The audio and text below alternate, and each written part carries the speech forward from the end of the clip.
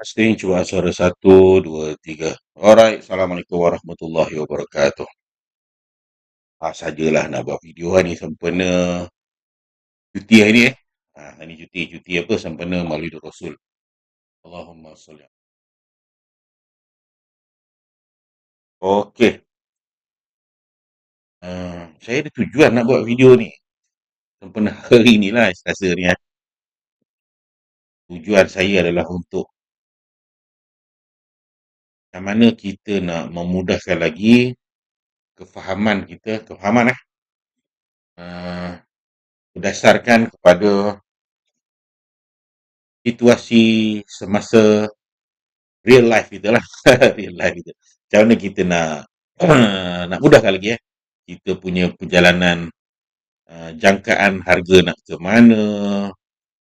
Cuma kita nak menerangkan berkaitan dengan penggunaan istilah lah penggunaan istilah. Okey. Istilah yang biasa kita guna adalah setup entry. Setup entry. Dia berkaitan dengan setup entry lah berkaitan dengan setup entry. Ini adalah perjalanan hari Isnin. Perjalanan hari Isnin.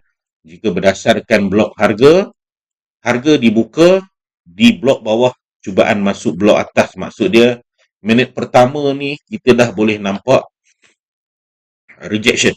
Rejection blok harga lah. Maksud dia cubaan harga masuk blok atas. Cubaan harga masuk dalam zone buy ni. Tiada minat belian. Tiada minat belian apabila masuk dalam zone buy, harga akan pergi ke blok bawah. Blok bawah. Jadi kalau kita nak entry, kita buat yang kita kenali sebagai setup lah sebagai setup. Alright, hari ni nak cerita pasal setup tu lah. Yang ni kita panggil setup penyokong. Setup penyokong lah Sebab setup pencadang ni ada kat sini. Korang kena familiar lah dengan istilah pencadang dan juga penyokong. Penyokong dan juga pencadang. Ini kita panggil sebagai setup penyokong lah penyokong. Ke tak nak guna perkataan setup tu sebab nampak macam trik sangat. Kita panggil penyokong lah. Kita panggil penyokong. Kemudian dia disokong lagi dan disokong lagi. Dan disokong lagi untuk harga meneruskan penurunan.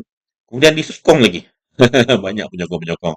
Sehinggalah ada satu pencadang. Pencadang untuk menaikkan harga. Yang ni menyokong untuk turunkan harga. Okey. Bila dia cadangkan untuk naikkan harga, dia perlukan penyokong. Ni penyokong dia lah Dia perlukan penyokong. Lepas ada penyokong, ada satu cadangan untuk harga diturunkan. Tapi dia tak ada penyokong.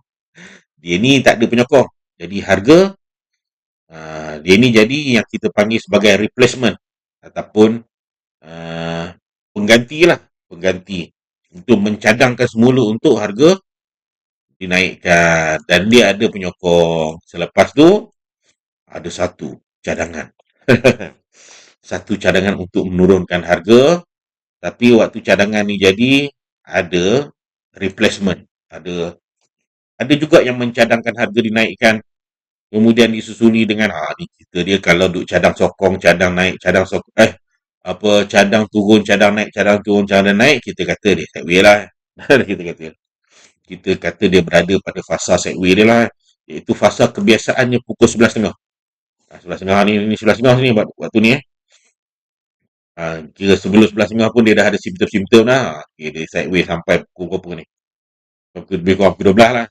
Pukul 12. Cuma sekarang ni kita bukan nak cerita pasal sideway ni. Saya cerita pasal setup yang menyokong untuk setup yang mencadang untuk naik, dia susuli dengan setup ataupun kita tak guna perkataan setup lah. Tapi biasanya terlepas jugalah. Ada penyokong, harga boleh naik. Ini pencadang pencadang untuk harga turun, penyokong untuk harga turun. Maksudnya kita nak membuat setup entry tu mesti dekat dengan pencadang.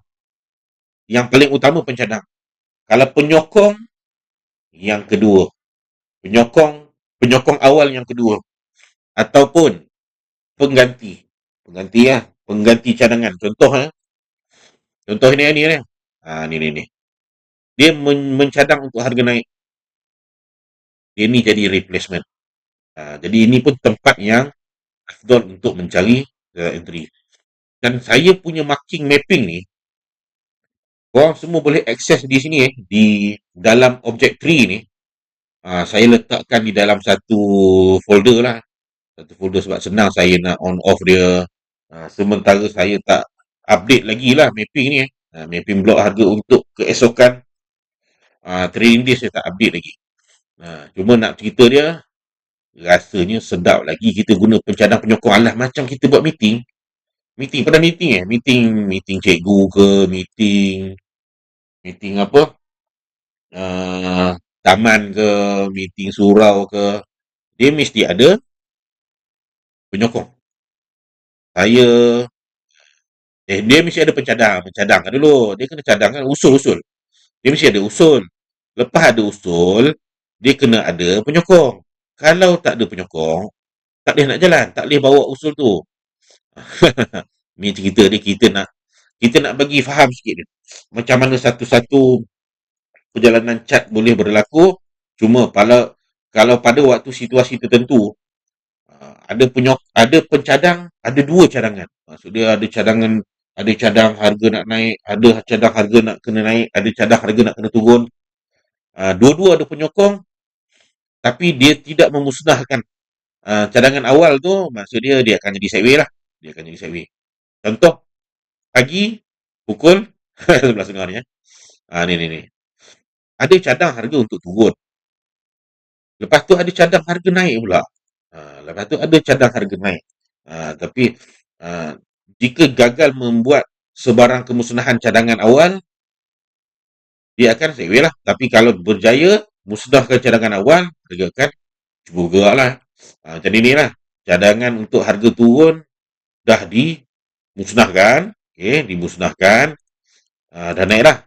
Cuma dia ada cadangan baru. Ada cadangan baru. Tapi cadangan asal untuk harga naik masih ada dan disokong oleh yang kita panggil setup lah. Yang kita panggil setup. Harga naik. Jadi begitulah.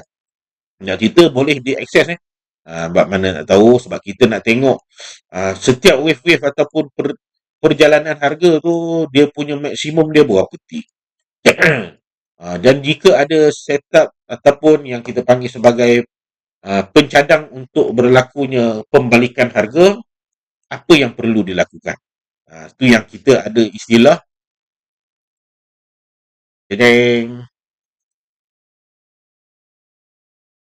ISSL, alias ignore satu tetap awal, ataupun yang macam kita punya maklumat hari ni, ignore satu cadangan lah. Ignore satu yang kita panggil satu pencadang. Yang pencadang. Ignore satu setup lawan.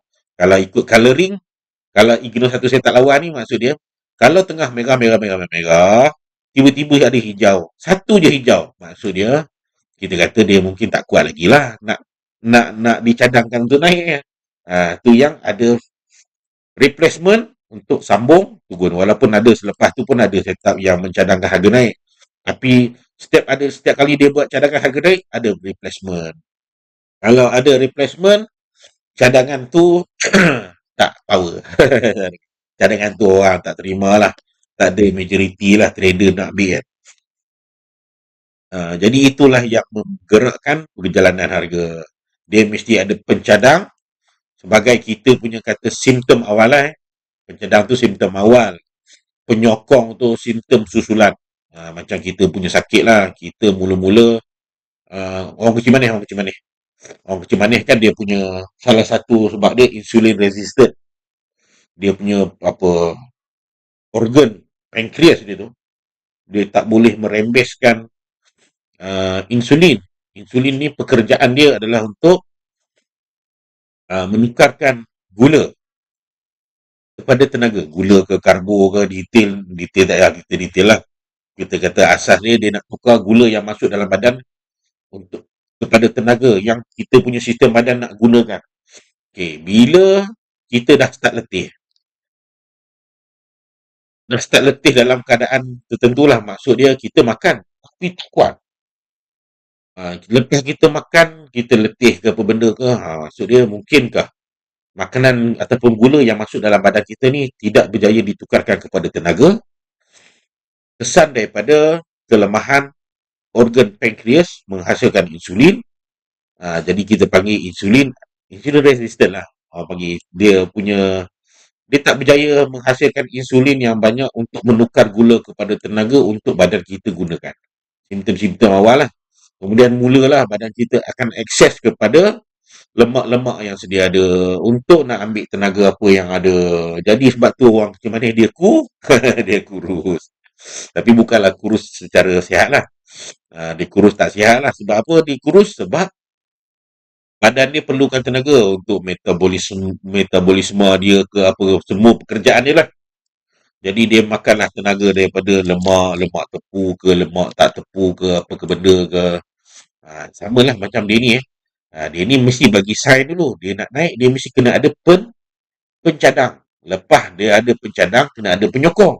Ya, pencadang. Tapi cuma pada waktu ni dia ada macam acah-acah nak buat replacement pengganti lah. Tapi akhirnya dia ada penyokong. Cuma waktu selepas ada penyokong tak pun nak cukup kuat pula. Dan dicadangkan pula untuk harga turun. Sabit tu kita tak alone lah yang ni. Yang ni tak boleh alone. Yang ni tak boleh alone. Kita kena compare juga dengan Wyckoff. Sebab Wyckoff ni kita nak kenal pasti dia ni trend apa. Menggunakan structure dia trend apa. Sebab pengesahan trend ni ada macam-macam. Ada yang guna MA200. Nak kata harga ada kat bawah MA200, downtrend. Ataupun ada yang guna MA50. Kalau harga kalau harga dekat dengan MA50, tempat untuk mengambil position lah. Sama lah. Macam-macam lah, macam-macam style lah. Ada juga yang guna, saya nak tunjuk lah apa-apa yang sambil-sambil ni. Ada yang guna juga Ichimoku. Ichimoku ni saya tak belajar secara detail, jadi tak reti lah saya nak explain. Cuma ni antara yang top-top lah.